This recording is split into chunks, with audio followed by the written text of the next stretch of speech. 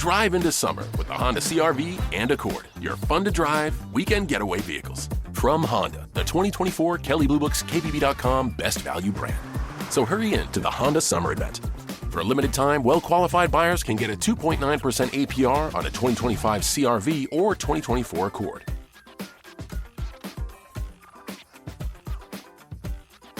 See dealer for financing details based on 2024 Consumer Choice Awards from Kelley Blue Book. Visit kbb.com for more information. Gas mark 1, 2, 3, 4, 5. I'm gonna cook a meal that's gonna make you mine. I'm turning up the oven, now we're ready to roast. When you touch me, honey, you'll love it the most. Come on and put me in a loving shoe. Welcome to another Britflix.com podcast. My name's Stuart Wright, and today's guest is, and returning guest I should say, is Tony Morris, here to talk about the third edition of the Filmmakers Legal Guide. Welcome to the show. Thanks, Stuart. Thanks for having me again. My pleasure. My pleasure. I like that we keep getting updated. It's a nice bit of input of how the law continues to evolve as much as anything else, and certainly around film. What with technology and I guess court judgments that will have decided that things have moved in a different direction or moved further away or whatever. Before we get into the details of what's new in the third edition, I guess for somebody coming to this podcast that's never heard of the book full stop, do you want to give your kind of helicopter view of how you describe this book? Well, it's the Filmmakers Legal Guide. It is a guide for filmmakers about the legal aspects of filmmaking. It's written not as a legal textbook, and it's not intended for lawyers. It was basically written in response to the fact that at various masterclasses and lectures that I've given over the years, I was often asked at the end, is there a book where we can find all this stuff that you talk about? And I looked around, and apart from big American, very technical legal tomes, there was nothing really that existed. So I set about doing the first edition back in 2015, which I think is when you and I first met. Indeed. We reprinted it 2 or 3 times. There was a second edition in 2019, and rather than reprint this time, I decided rather, that it needed a bit of a spring clean because there was so much that has happened since 2019 that needed to be reflected in the book to make it contemporary and relevant. Now, you mentioned the word masterclasses there, and I think it's probably worth also qualifying why you're the person to write this book. What's your background in film? Right. So I'm a practicing solicitor and have been for more years than I'm going to admit in this podcast. But if you look me up on the SRA list, you'll work that out for yourself. I've been predominantly specialising in entertainment, media, film, music since the very early 80s. Since about the mid-90s, I started getting invited to lecture and give masterclasses, mainly at film schools, but some other more general places where filmmaking is taught, including some universities. And in particular, I'm a guest lecturer at the National Film and Television School, and I'm also a regular contributor at Raindance, their film school. I do at least 3 classes online a year for them, where in essence, the book is summarized in 2.5 hours to the extent that that's possible. And just for my own curiosity, what as you go through law school and you come out and go into the workforce, what was it attracted you to entertainment law? Well, that's a question that I couldn't answer when I came out of law school, because when I came out of law school, the thought that you could make a living as a lawyer, or try to make a living as a lawyer, advising on film and music, if someone had said, would you like to do that? I'd have said, oh, great, how do I start? So there were very, very few specialist firms then. Yeah. And I started out life as a litigation lawyer. And very early in my career, I had a very big quite a few music cases, and one very big one, and a very big film case, more or less around the same time. And you do, a good job for one person, and they tell their friends. And because I was enthusiastic about it, I suppose it rubbed off on the clients, and on the back of that, I gradually built up a practice that ultimately now I just do film and television production work with some music and some general contract and commercial work. But that's the evolution of my career in a nutshell. Fantastic. I've always wanted to ask you. I'm glad I got the opportunity.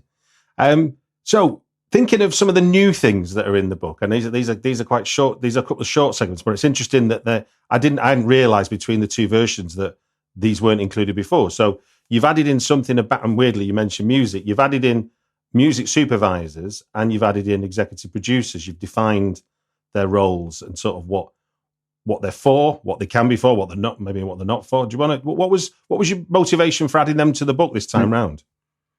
Right. So once the book's published, both times, I start making notes of things that have got to go in the next edition. Okay.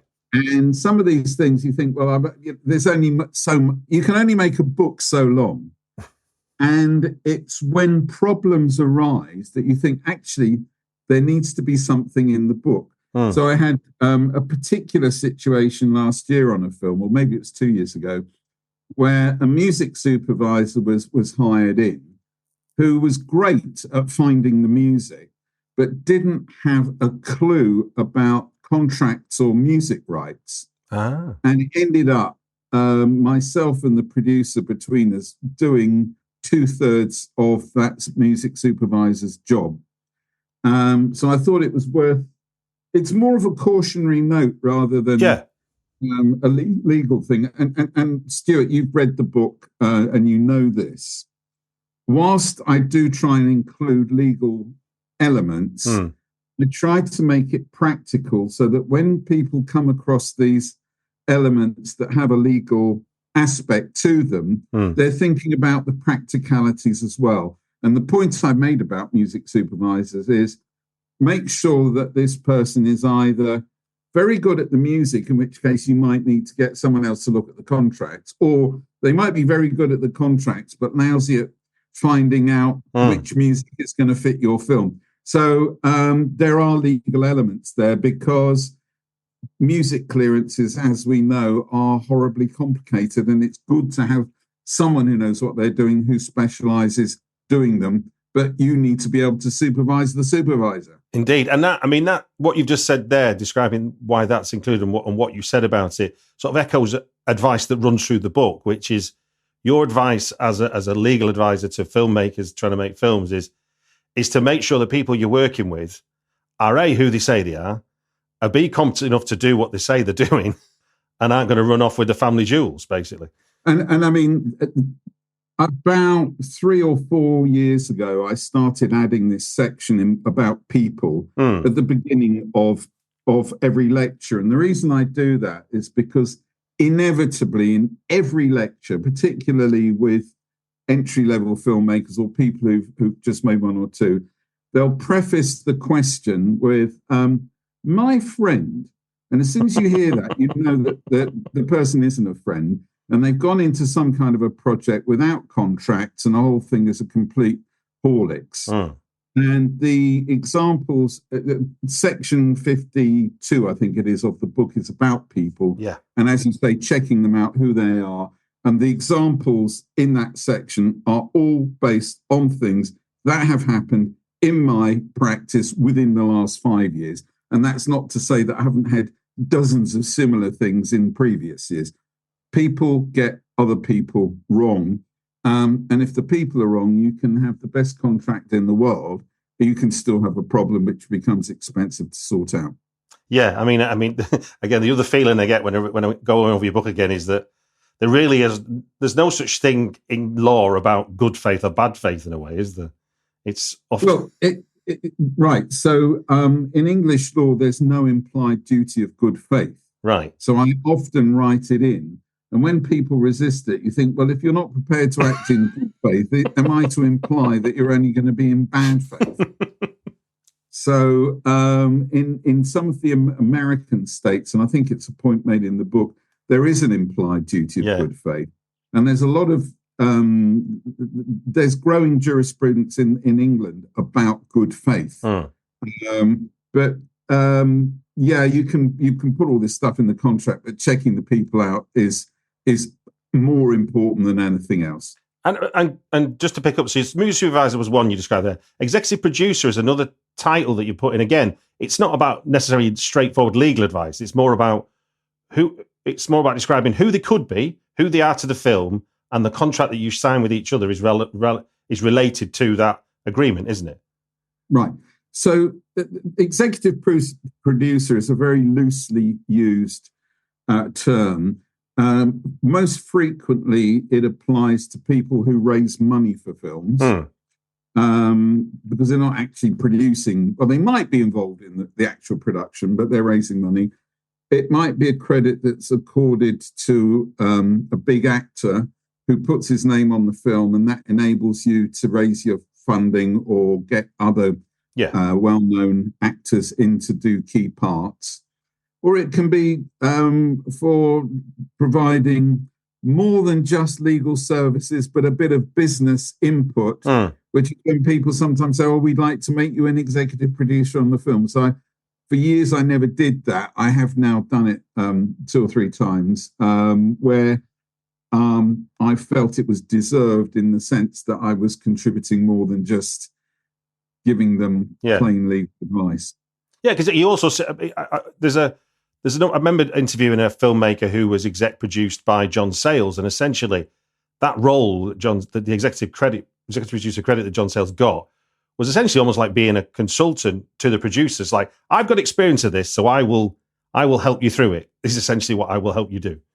And that's also a big element. And in fact, I've got, I think, 2 or 3 projects at the moment with sort of youngish filmmakers who are doing the producing themselves, but have appointed paid executive producers just to be there to give them some wise words and all the rest of it. And I'm guessing it keeps the money happy as well, doesn't it? Knowing that there's yes, it does. But the 2 that I'm thinking of are both sort of filmmakers around about 30 years of age. One of them's made a feature, the other one hasn't, but it's done a lot of shorts and worked on features. And you know what, we're bringing in this well-known producer who's done lots and lots of things, and they are there. And yeah, as you say, I think it's comforting for the money, as well as for other people involved in the team to think, oh, you've got so-and-so involved, and that's we like the idea that you're sufficiently cognizant of your own shortcomings to the extent you have any, that you're able to have someone to work as a sounding board. But in terms of the contract, it's a simple contract. The executive producer will get money for providing services and transfers all and any rights in anything that the executive producer might create that has anything to do with the film to the producer. Yeah, and it's just a welcome thing, because it's a discussion that I've had, into the night with lots of people, as to, certainly people when you're talking to people outside of film, as to, they'll go, what's the exec? If that's the producer who made the film, what's the exec? And I've never seen it sort of defined. So I'm grateful that you've given it some clout now as to what, and it's, it's not a long section of the book, but it gives you enough variables to understand the sort of the breadth of which that role can be. The whole thing with the book is trying not to overwrite and make it too complicated, which is why there's one exception to that principle. I'm not going to tell you what it is, where I've thought, well, you know what, that's what you need to know. Okay, and to I should echo really your point you were saying about it not being a sort of dry legal text. It is. I mean, people have probably guessed already, I'm not a legal expert. And for me, it's a book that's accessible. You can at least get the jumping off point. That means you can go and seek the right advice if you've never been aware of it in your life, or you're not sure of the details. If you've got an experience of something, your book is saying, these are the experienced people that can help you. Yeah. And that's exactly what it's there for. I get a lot of emails from people saying, oh, we bought your book and it's on our desk and it's a bit of a Bible and we consult it. But it also lets us know the extent to which we can go without involving You. Well, yeah. Well, you kind of know what the risk is then. If you know what the risk is, then at least you know what you're taking on. Because it's interesting in some of your examples where I kept thinking I was going to read, and this was unequivocally this or this was going to be that, and it was like some of them just end with, and there was no real worth of going any further because. You know what? In the previous editions, I didn't do that, but this time there were 2 or 3 of those where I thought, you know what? They ought to know this what happened. Yeah, totally. I think it's a big opener for me. There was there's one about the writer, the director who came up with the idea and got his mate to write the treatment and the screenplay, didn't sign an agreement. In the meantime, the mate gets some big deal contract and an agent, and then the agent wants to rewrite the basic deal that the writer and the director had agreed in the first place. And the director, who was my client, basically created the characters, the scenario, the treatment, the franchise that he wanted it to become, and paid this bloke to write something. And then when the agent turned around and said, no, we need to own half of everything. My client said, well, fine, we ain't going to own anything because I'm not proceeding on any basis other than the original one that I thought of, which was, it's mine, but I'm doing you a favor as a writer. And what was interesting is that this writer who got himself an agent ended up by having his other project not greenlit, not getting any other work, and going back to work at a mundane job, not precisely the job that I mentioned in the example. Yeah. Because all the examples that are based on real things are anonymized. Indeed, they are. So, the project was dead.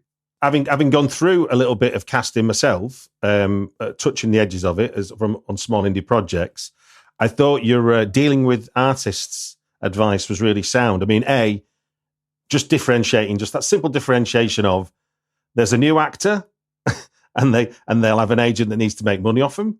And then you have an established actor who can't just be used as a bargaining tool without any real offer on the table. You're just going to go around and, for want of a better expression, bullshit your way around that you've got a big name because agents will see through it. The agent will see through it.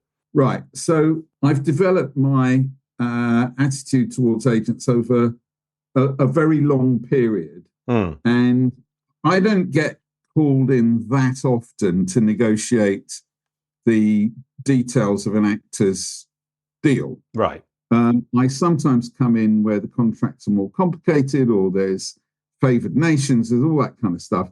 But I get producers slagging off the actor's agents. And I thought, I've never represented an actor's agent, but why don't I look at it from their point of view? And I think what a lot of producers, possibly even more experienced ones, forget is that if an actor isn't working, an agent is not earning anything because they only get paid if the actor. Yeah.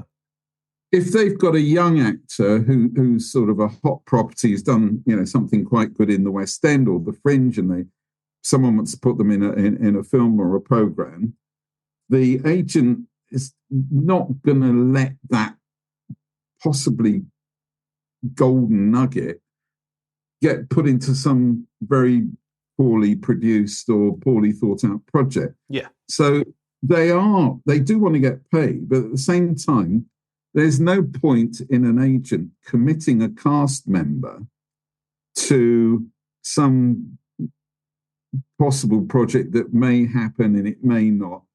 And they're always, a good actor will have several offers that an agent's juggling. And it's the agent's skill and judgment in the... Drive into summer with the Honda CR-V and Accord, your fun-to-drive weekend getaway vehicles. From Honda, the 2024 Kelley Blue Book's KBB.com Best Value brand. So hurry in to the Honda Summer Event. For a limited time, well-qualified buyers can get a 2.9% APR on a 2025 CR-V or 2024 Accord.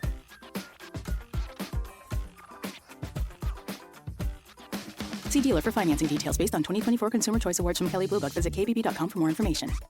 Assessing the producer and the project, is this going to happen? And if it does, is it good for my actor? So I try and reduce the heat with those kind of situations. And I think agents appreciate that once they realize that you're not just fighting for the producer, because I may have to deal with that agent again. And if they think that I'm sort of reasonable sort of person that's going to look at the reality, I'm not going to look at an agent in the eye and say, the money's coming. Because as you know, there's a huge difference between the money's on its way and the money's in the bank. Indeed. And if the money's not in the bank, the agent won't let the actor commit. And that's why you get things like pay or play or escrow agreements and so on and so forth. Yeah. Well, this segues beautifully into casting directors and casting advice notes, which you talk about. Do you want to just briefly say what a casting advice note is, and then we'll go into the example that you shared? Right, which is based on a real nightmare that happened. It sounds it. Yeah, it was. It's a casting advice note. So a producer will appoint a casting director to go out and find the best or most appropriate actors at the relevant budget level for the production. And the casting director will know all the actors' agents, hopefully, and they'll say, Joe Bloggs will be perfect for this particular part or whatever it may be. Yeah. The casting director will then have clear parameters from the producer as to the deal that can be done, and the producer might get involved in doing that deal with the actor's agent, and the casting agent will draw up what's called a casting advice note, and it's simply a 1 or 1.5 page document that says name of the actor, name of the production company, name of the production, the fee, when it's going to be paid, when the shooting, like all the key points. And that is generally a preamble to a full-blown contract, which the producer or the producer's lawyer or the production manager or whoever will draw up and then send to the actor's agent, and then they'll negotiate the detail. So in a way, is the casting advice note like the offer? Like, this is our offer?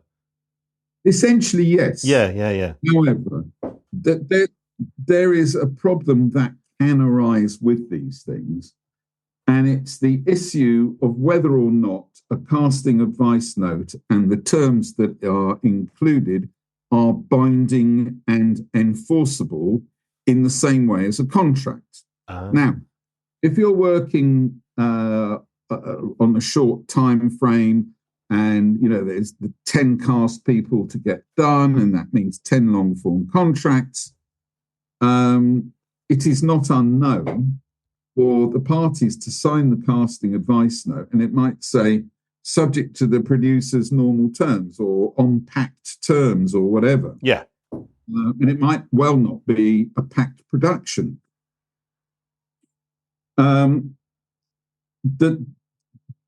If it's all very clear, then it can be a binding agreement and both parties are obliged to deal with it. I sidetracked slightly. This is the same with all these things like letters of intent and heads of agreement, heads of terms and memos of understanding. All of them can become binding, but if you haven't got enough detail in there to make the contract commercially efficient, do you want to be unconditionally bound? And if you do not wish to be unconditionally bound, then you must make the document subject to contract. And it's very important to express what it is you're actually agreeing and whether it's unconditional or conditional. And in the case that we've put in the examples on this in the book, what actually happened was there was a casting advice note. Both parties signed it. There were 2 shooting blocks. The first shooting block was, a few weeks hence. Yeah. And the other one was to be fixed later in the year. Yeah. The first shooting block happened. There was then, I can't remember why, I think it might have been COVID, I think COVID interceded, which is why He just talks about like there being a 6-month gap between, but no long form agreement, and no long form agreement was brought out, was there? So no, but I think it was COVID. Anyway, it doesn't matter what it was or why. Actually, it wasn't COVID; it was something else. Anyway, the producer then turns around and says, "Right, we'd like." I think we called her Wendy Wimblows. You did indeed. We'd like Wendy to start on the 1st of September. By which time the agent said, "Well, I'm terribly sorry, but Wendy's committed to doing whatever this other a big lucrative TV show." It was, I could understand it. And I looked at it and I said, "Well, there's what we call part performance here.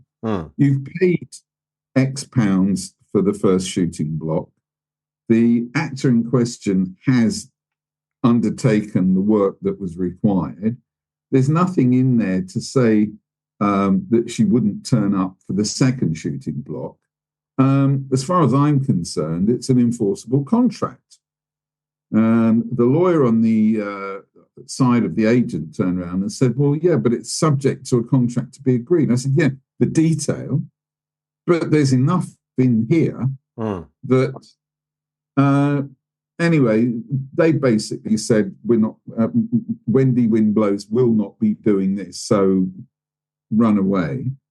And when we looked at the practicalities, it was a question of, well, do you recast or do you sue? How much is it going to cost to sue? They're going to defend it. By the time it gets into court and you've spent all the money, you might as well have recast and redo these 4 or 5 days. Yeah, no, I thought that was I wasn't, really wasn't expecting an outcome when I'm reading through, but obviously that there's legal advice, and then in the end there's practical advice in the face of what legal things are happening, isn't it? Is what you've outlined there. You touch. It's only brief because obviously this is still a new thing. Just touching this briefly. You have got something in about artificial intelligence and filmmaking, and I mean, essentially what you're saying is there's been one important court case in the States, and the feeling is that in English law we'll probably mirror it, and it appears to be rough. Tell me if I'm wrong here. Roughly speaking, it's to be an authored piece of work. It can't just be computer generated. It's almost like you've got to have interacted with it, made choices, tweaked it, and then presented it as a whole, where AI is almost like a collaborative tool. Right. That's very well summarized. And I can't really add to it, but putting it from my point of view, at this time, still, in spite of what my son tells me, copyright is dead. Copyright is still the bedrock of the ownership of a film, and the person who owns and controls the copyright controls the film. And there are rules in copyright law, both in America and here in Europe, about who can be an author. And an author of a copyright work, in this case a film, the writer of the screenplay, the director and the producer of the actual filmed iteration of the screenplay are the authors. Now, what happened was someone tried to register an AI-generated copyright in the Library of Congress, which is a copyright register in the States. We don't have it in the UK. And where it said who was the author, they just put in AI. And the copyright registrar in the States said, well, it's not a human being. In order to be a qualifying person for authorship of copyright, you've got to be essentially a human being, not a citizen of America or a citizen of that or the other.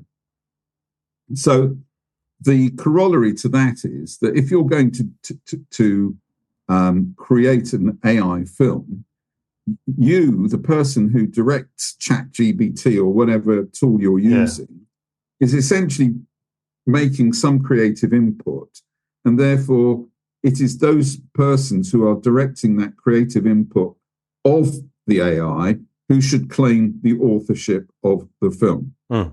There are, of course, loads and loads of other things generating from AI, like scraping material off the internet. Yeah, I mean, that's the bit, me as a screenwriter, is the bit I'm still sort of perplexed by, that I don't, it's getting it from somewhere. It's not inventing it.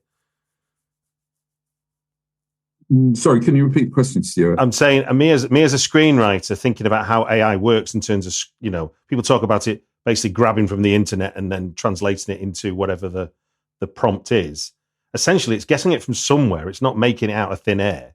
So therefore, there must be some plagiarism going on. But whether or not that's taking off someone's copyrighted material, I don't know. Yeah, well, there are, again, just before the book was published, we learned of 2 or 3 cases that have been filed in America by the likes of Getty and Shutterstock, who are basically saying, you're using material that you've scraped off our websites in your AI tools, and therefore when people access our material, they're infringing our copyright. And what they're saying is, we don't actually necessarily want to stop this, but if you're going to use our copyright, we want to be paid for it. Yeah. So the point, the warning note to people using online material to include in their film is, you could be using something which is derived or based on or replicating original copyright work. That might be an image, a piece of music, something that's written. And where that then moves on is, if it's an audio-visual performance by an actor, actors have moral rights in their performances. And if you take the performance of, I don't know, Daniel Craig as James Bond and somehow use that audiovisual imagery, replicate it in some adapted way, but you're using his movements and his performance and his way of doing things, then that could be an infringement of his moral rights, as well as an infringement in the copyright of the filmmaker's copyright in the film itself.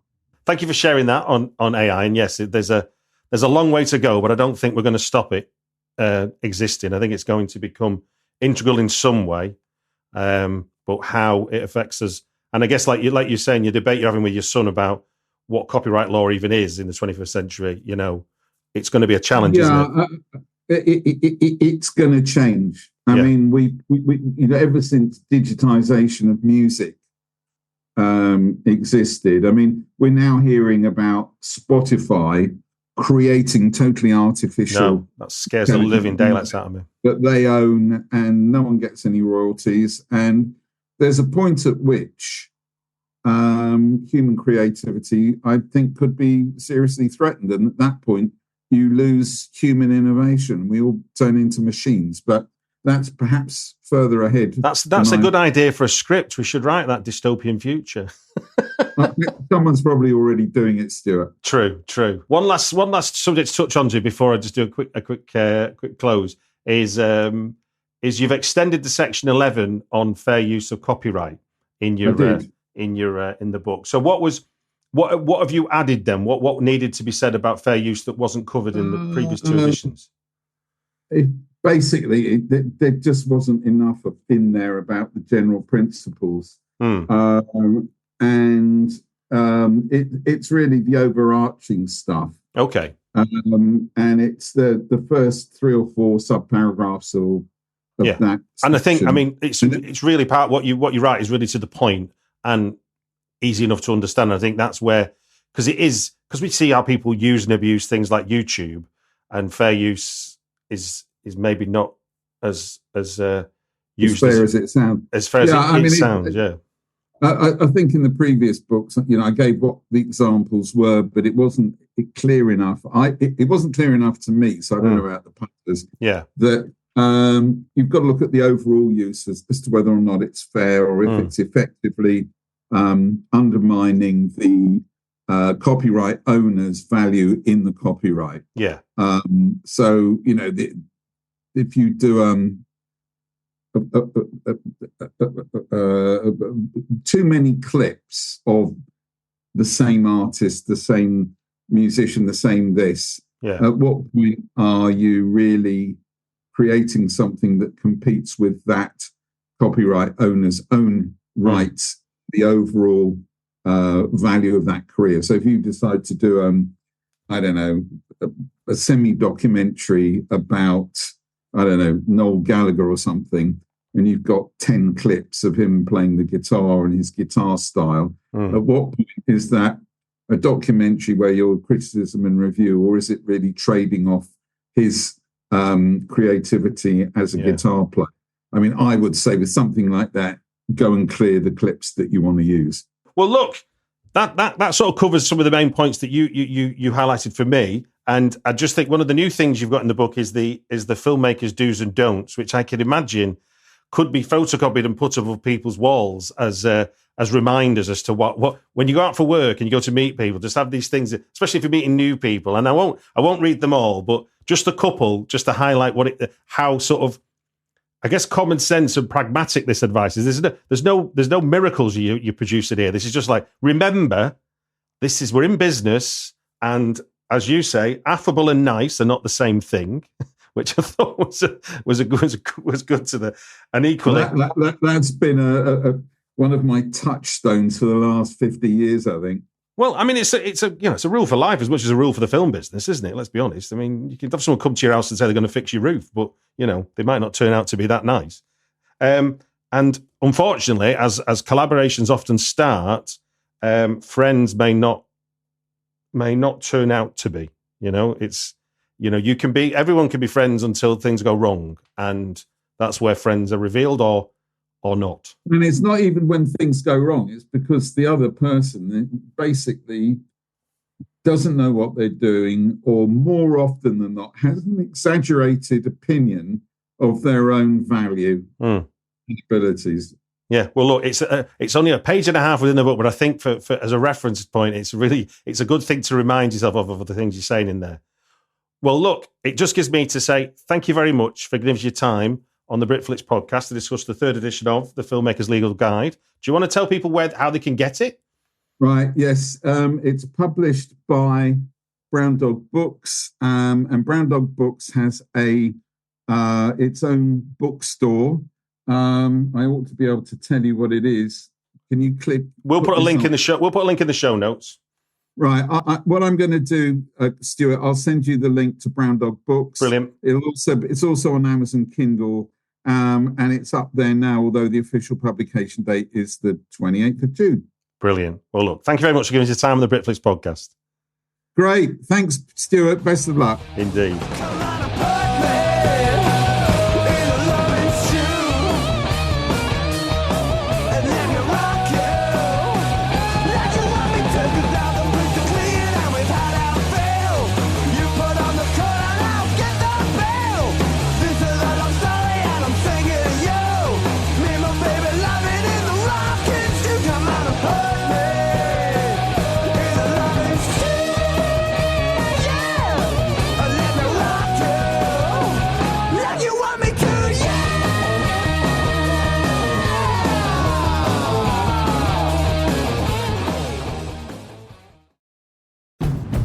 Drive into summer with the Honda CR-V and Accord, your fun-to-drive weekend getaway vehicles. From Honda, the 2024 Kelley Blue Book's KBB.com Best Value brand. So hurry in to the Honda Summer Event. For a limited time, well-qualified buyers can get a 2.9% APR on a 2025 CR-V or 2024 Accord.